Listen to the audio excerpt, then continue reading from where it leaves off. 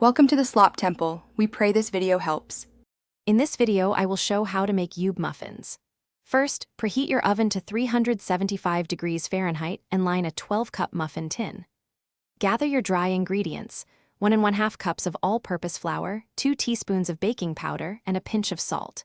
For wet ingredients, you'll need 1 cup of Ube Halaya, 1/2 cup of milk, 2 large eggs, 1/2 cup of sugar, 1/4 cup of melted butter, and 1 teaspoon of Ube extract.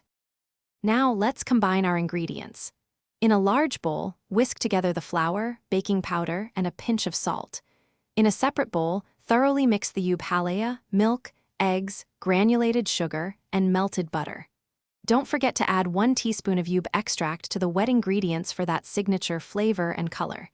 Gently pour the wet mixture into the dry ingredients. It's time to bring it all together. Gently fold the wet and dry ingredients until just combined. A few lumps are perfectly fine. Overmixing can lead to tough muffins. Divide the batter evenly among the 12 prepared muffin cups.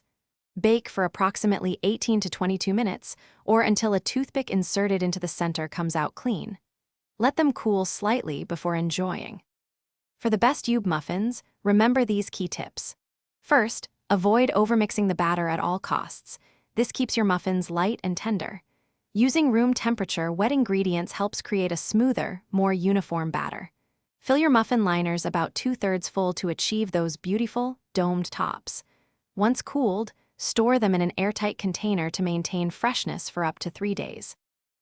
Thanks for watching. Consider subscribing if we helped you.